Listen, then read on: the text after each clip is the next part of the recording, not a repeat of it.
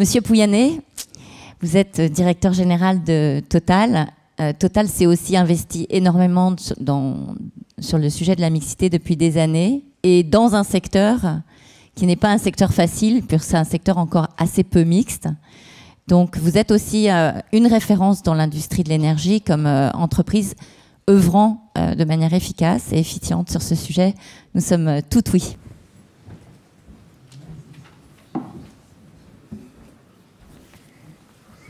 Bonsoir.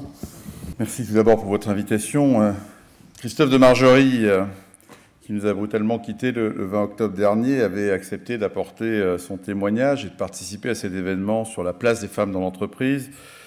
Donc c'est avec une certaine émotion, mais également naturellement, que je prends le relais ce soir devant vous sur ce sujet. J'ai beaucoup de choses à faire, mais vous voyez, j'ai décidé que ça valait le coup que je prenne aussi le relais sur ce thème-là. Comme sur beaucoup d'autres sujets, bien sûr, parce que, comme sur beaucoup d'autres sujets, j'agis et je continuerai à agir dans la continuité de ce que Christophe a installé dans l'entreprise. Et ce thème de la diversité, ce thème de la mixité, il l'a beaucoup porté. Alors, en même temps, je suis quand même, aujourd'hui, je dois vous le dire, alors j'ai un beau discours très théorique, que je vais vous lire.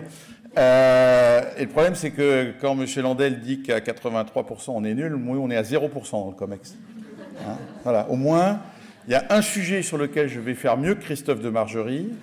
Je dois pouvoir prendre l'engagement ce soir, c'est que d'ici 5 ans, il y aura une femme au COMEX. Voilà. Sur le reste, ça sera peut-être plus dur. Et en plus, je vais vous dire, il y a 7 hommes, pardon, et ils sont tous français. Donc j'ai 2 sujets, la diversité étrangère et la mixité. De ce point de vue-là, il y a une certaine continuité dans le groupe Total, qui est un groupe solide. Non, mais pour revenir plus sérieusement, je crois que la mixité, bien évidemment, homme-femme, et notamment la mixité du management dans une entreprise comme Total, c'est pas simplement un sujet anecdotique, un sujet de com ou un sujet cosmétique, parce qu'effectivement, il y a là un sujet d'enjeu business, de performance, on peut le dire, et donc d'intérêt de l'entreprise. Et c'est comme ça qui guide un patron dans une entreprise, c'est quel est l'intérêt de l'entreprise, indépendamment du fait que tous les hommes autour de nous expliquent que quand même ils sont meilleurs que toutes ces femmes que l'on veut promouvoir. Il y a 3 raisons. La première, elle est évidente. Vous avez dit que les femmes achètent à 70-75%, enfin, ce sont celles qui donnent les donneurs d'ordre des achats.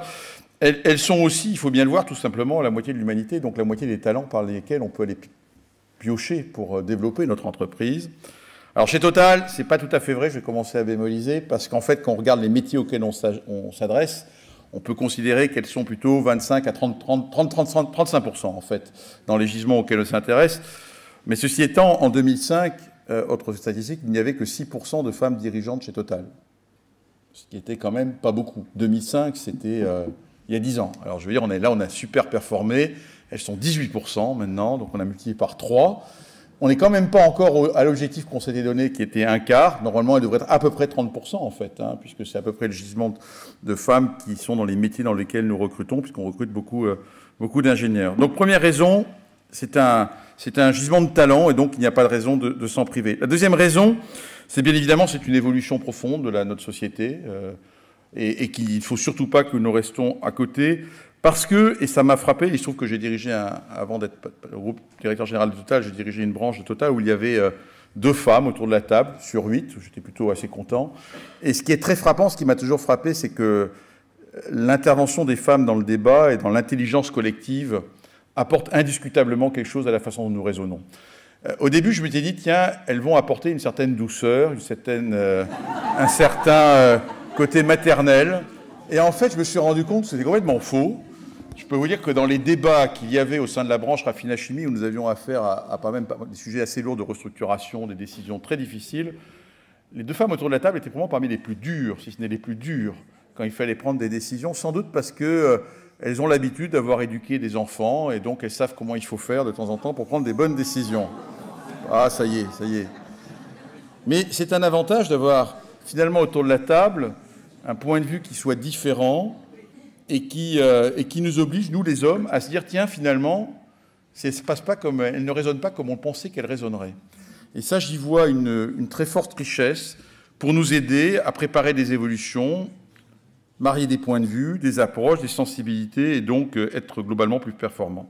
En fait, on a lancé chez Total, Christophe de Margerie a lancé une dizaine d'années un vrai mouvement fond. J'ai pris 2005 volontairement comme point de référence. On s'est d'abord dit qu'il fallait déjà qu'au niveau des jeunes, et donc le premier objectif, c'est qu'on devait recruter effectivement chez Total la proportion de femmes qui devait correspondre à nos métiers, c'est-à-dire à peu près un tiers. Et alors, comme on est quand même un monde d'ingénieurs, on a longtemps hésité, c'est assez marrant en 2005, à utiliser le mot quota. C'était un mot tabou chez Total. Il fallait parler de mixité, mais pas de quota. Et puis en fait, on s'est vite rendu compte que dans nos têtes, il fallait qu'on parle de quota, même si on ne le disait pas dans les papiers. Et que donc on vérifiait que vraiment on recrutait un tiers des femmes, que vraiment lorsqu'on avait décidé qu'il y aurait 25% de femmes dirigeantes, il fallait qu'on nomme a priori au moins 25% des femmes chaque année, parce que sinon, il était sûr qu'on n'y arriverait pas. Ça, c'était pas de la mathématique puissante, il fallait même que ça fasse un petit peu plus. Ceci étant, vous voyez, il y a 15 jours, le comité exécutif de Total s'est réuni pour nommer la prochaine promotion de dirigeants. Il y en a une vingtaine par an. Et sur la feuille, il n'y en avait que 4. Donc le patron que je suis rentré a dit dans la salle, écoutez, il y a juste un problème, c'est que ça ne va pas. Et donc, on me dit, il n'y en a pas d'autres. Ah, j'ai dit, il n'y en a pas d'autres. On va donc, donnez-moi donc la liste de toutes les jeunes femmes à haut potentiel du groupe. Et naturellement, on en a trouvé, donc grâce au patron du groupe, il y a une jeune femme qui va être promue dirigeante. Ça a été décidé en 10 minutes. Malgré tout, il n'y avait pas tous les dossiers n'étaient pas remplis, mais c'était pas grave. Donc de temps en temps, je crois que cette notion de quota, moi j'y crois profondément. Je crois que, et c'est vrai à tous les niveaux. Je crois que, et ça, c'est le rôle des dirigeants, que d'y veiller, parce qu'il n'y a pas de miracle. Sinon, le naturel revient au galop. Il n'y a aucune raison. Je veux dire, chez Total, aujourd'hui, les gens qui se sentent les plus mal, ce sont les hommes ingénieurs français. Ils se sentent, il y a un vrai malaise dans le groupe, qu'ils expriment lorsque nous les réunissons autour de nous, parce qu'entre notre volonté de promouvoir des étrangers et notre volonté de promouvoir des femmes, ils se disent « et nous, et nous, et nous ». Et c'est vrai que dans la promotion des 20 dirigeants cette année, il n'y aura que 10 hommes français, alors qu'il y en avait en général 15 à 16. Voilà. Donc je crois que cette notion de quota, il ne faut pas se cacher, c'est le seul moyen de faire progresser, parce qu'on a effectivement un très fort déséquilibre au départ. Alors même si on ne l'exprime pas dans des documents, pour des tas de bonnes raisons, il faut que les dirigeants qui soient responsables de cette politique portent cette idée-là. Donc les jeunes, on a aussi bien évidemment promu un certain nombre de fonctions emblématiques dans le groupe, et c'est très important qu'on donne des exemples de réussite. Avec une difficulté, c'est qu'il faut quand même s'appuyer sur une légitimité du parcours de la femme que l'on veut promouvoir. Parce qu'immédiatement, les premières fois qu'on a fait ça, j'ai été assez frappé, on avait nommé une directrice de la recherche et développement, et les gens m'ont dit, vous l'avez nommée parce qu'elle est une femme. Et elle-même m'a dit, j'espère que vous ne m'avez pas nommée parce que je suis une femme. Et ça, c'est un vrai sujet.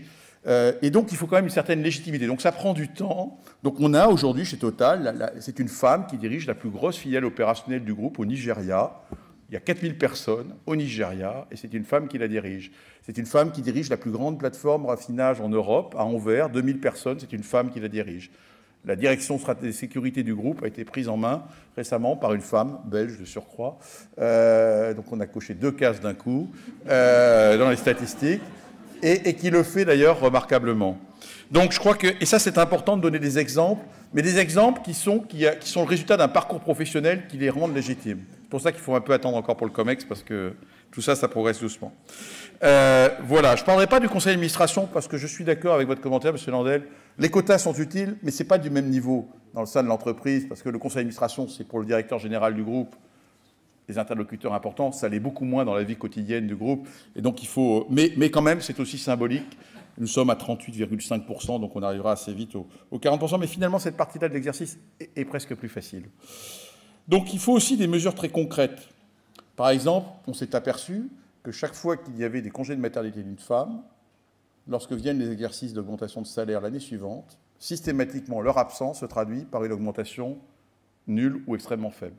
Et donc, on a mis un correctif automatique, dans les logiciels, entre guillemets, qui fait qu'on s'assure que toute femme qui est partie en congé de maternité a au moins la moyenne d'augmentation de salaire de l'entreprise. Cette mesure qu'on avait appliquée d'ailleurs en Europe et en France, on a décidé qu'elle s'appliquait dans le monde entier, sur l'ensemble de nos filiales, y compris dans des pays comme le Myanmar ou le Sud-Soudan, où il n'y a pas vraiment de droits, je dirais, sociaux. Et je crois que comme ça, on fait, par des mesures très concrètes, on fait progresser les choses.